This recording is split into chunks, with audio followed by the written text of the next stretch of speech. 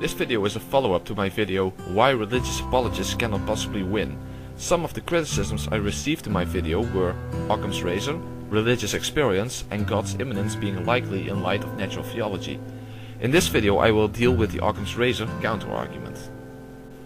The counter-argument essentially comes down to the notion that God would be a superior explanation to aliens because the alien deception hypothesis depends on one or more added extra and unnecessary assumptions.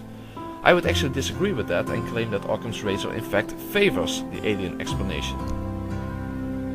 First of all, let's try to figure out what extra assumptions the theist could argue we need to make in order to say that the alien explanation is more likely than the divine revelation explanation. Judging from the comments I got on my previous video, it seems like the argument is that the alien deception hypothesis, ADH for short, is essentially a simulation of divine revelation set in contrast to actual divine revelation, meaning that the HDH is adding in an extra assumption to the divine revelation hypothesis, or DRH for short. It would be something like seeing a smashed car standing next to a tree and then be presented by two hypotheses. The car crashed into the tree, or a witch made it appear that the car smashed into the tree when it actually didn't. The second one is basically a simulation of the first one and adds in the extra assumption of it being an illusion. And if the alien deception hypothesis is indeed like this, then Occam's razor would favor the divine revelation hypothesis, since the alien deception hypothesis would then add at least one extra and unnecessary assumption. But this is an extreme oversimplification of the issue, since it leaves out tons of contributing factors that need to be taken into account as well. When trying to establish what explanation serves as the best explanation, one needs to take into account all attributing factors of the explanations themselves and how they relate to the actual data that is to be explained. So let's first take a look at what data actually requires an explanation and what would be the bare minimum of the attributes that the cause of this data would require to serve as a plausible candidate for the actual cause of the events in question. The actual data that would be present if the biblical history in fact occurred, and the facts that the Bible would contain if it both showed descriptions of future events and scientific knowledge that would be discovered by humans way after the Bible was written, would be something as follows. Let's take a miracle event from the Exodus story, namely the parting of the Red Sea. What would be required to bring about this biblical event? Well, what basically happened would be the following. The water of the Red Sea was split in half when Moses struck it with his staff, leaving a dry pathway between two walls of water. So what would be the bare minimum required attributes of the cause of such an event? Well, it would need the ability to manipulate the water molecules of the Red Sea. It would need to make them move about in a way contrary to how they would normally move about.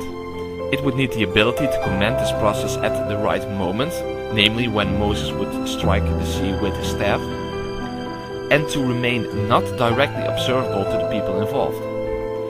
Well, these are pretty much the only necessary requirements for the cause of the parting of the Red Sea. The cause needs to be able to affect the water in ways beyond human capabilities. It most likely requires intelligence, since it shows intent, and it has to be invisible to the people involved. So the cause is most likely some superhuman intelligence. But can we deduce more attributes than those from this event? No, we cannot. We don't know how this event was caused. We can't know the nature of the cause, nor its number, nor its whereabouts, nor specific details about its intent. Now, the divine revelation hypothesis tries to explain this event as a supernatural intervention by God. Now, it's not difficult to see how this explanation adds in lots of unnecessary attributes which are not required to explain the given data. The attributes given by the divine revelation hypothesis are given here on the purple list. The ability to do all things logically possible, or omnipotence, to manipulate matter by supernatural means, the cause being itself a supernatural entity, and it being the way the omniscient creator of the universe would choose to reveal himself by. The parting of the Red Sea is not a display of omnipotence, since merely manipulating water molecules is not something that could only be done by an omnipotent being. There is also no requirement for the cause being supernatural or acting through supernatural means. We humans with our limited technology are already capable of manipulating matter, the display of parting the Red Sea is merely an increase of scale. It's very plausible, given what we know about the advances of science, especially in quantum mechanics, that superior technology would be capable of parting a large body of water. So assuming that the cause of the parting of the Red Sea was both a supernatural and an omnipotent agent is a huge addition of unnecessary assumptions, unwarranted by the actual data we are presented with. Now we can exchange the parting of the Red Sea with any other wondrous event in the Bible, but we would have to come to the same conclusions. Both supernatural and omnipotent intervention are extra unnecessary assumptions unwarranted by the actual data involved. All that we can assume the cause to be is some agent or agents with abilities of manipulating matter beyond current human capabilities, being unknown in nature, number, whereabouts, current involvement, extent of the involvement, and specific intents. So what about scientific foreknowledge? This one is even worse for the divine revelation hypothesis, since these supposed facts don't even require superhuman intelligence. After all the supposed facts are things that we discovered either recently or even centuries ago. Yet, the divine revelation hypothesis assumes that the cause is all-knowing, omniscient, a supernatural agent, the creator of the universe, and revealing these facts are a way the omniscient creator of the universe would choose to reveal himself by. Even if we would say that more than 21st century human knowledge would be required, even 10 times as much understanding, then omniscience would still be a huge unnecessary assumption, unjustified given the data that is to be explained. Also, none of the supposed scientific facts in the Bible require the cause to be a supernatural agent. Now prophecy would be the best shot the religious apologists would have at the divine revelation. But even prophecy doesn't necessarily require actual knowledge of the future, nor does it require knowledge of all facts altogether. And neither does it imply the cause to be the creator of the universe, nor a supernatural agent. Yet the divine revelation hypothesis assumes that the cause is all-knowing, omniscient, a supernatural agent, the creator of the universe, and revealing these facts are a way the omniscient creator of the universe would choose to reveal himself by. Now it might be that this would be a way for the omniscient creator of the universe to make himself known.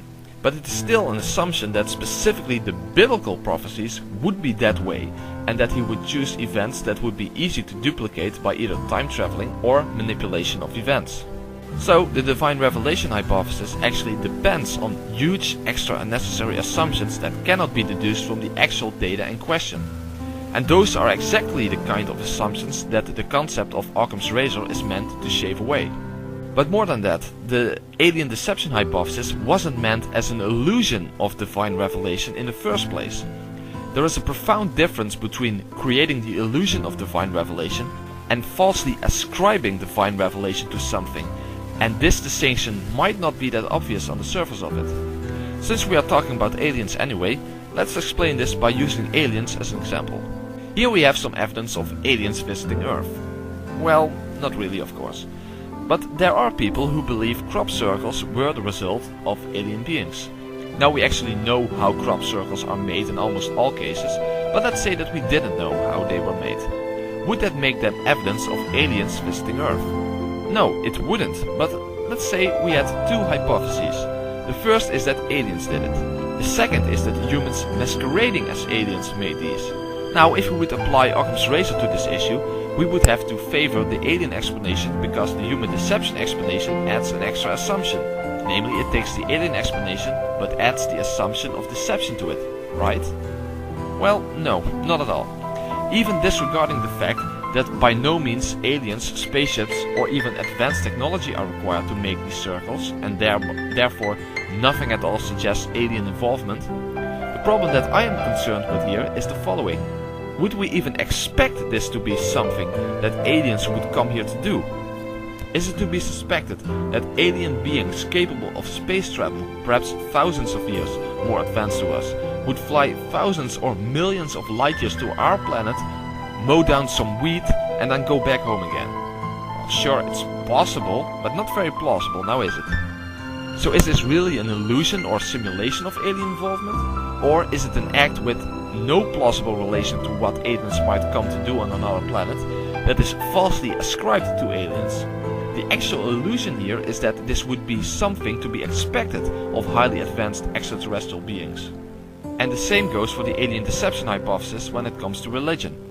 I would argue that people stating that the events in Christianity or any other religion would be evidence of divine revelation are in the same position as people who claim that crop circles would be evidence of aliens visiting Earth.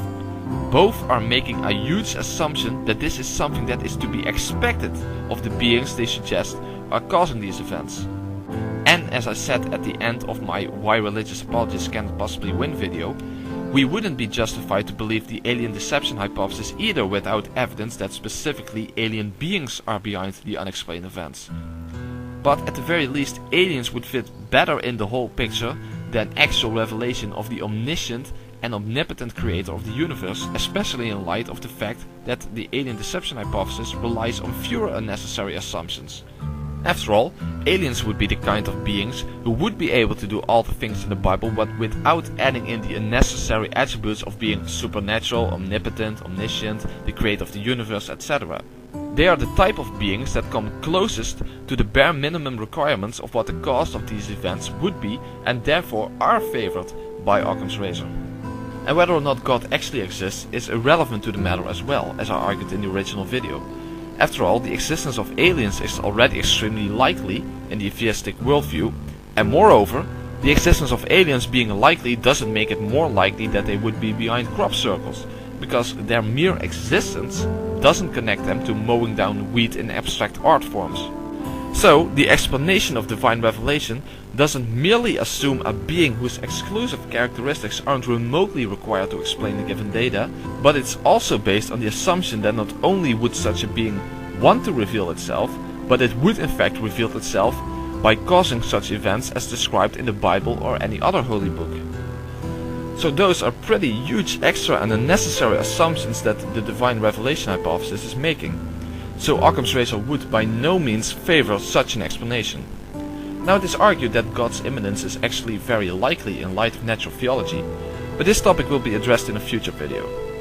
And in the end, Occam's razor is only applicable to two competing hypotheses which are equal in other respects, which the divine revelation hypothesis and the alien deception hypothesis are not to begin with, but even if they were. The divine revelation hypothesis depends on more extra unnecessary assumptions than the alien deception hypothesis. But even the alien deception hypothesis would rely on unjustified assumptions. That's why I said that we cannot assume alien involvement either without actual evidence that it are aliens who are causing the unexplained events. When we have no reliable evidence to discern what is causing these strange events, we would simply have to conclude that the events are just that, unexplained. Without reliable evidence, whatever the cause would be of the biblical events would remain unknown in its nature, whereabouts, level of involvement, duration of its involvement, and specific intent. And one should also take into account that Occam's razor is a useful tool when judging explanations, but it's not a magic word that will prove your explanation correct. After all, Occam's razor is very difficult to apply when you are not aware of all contributing factors required to discern which explanation makes the fewer extra assumptions.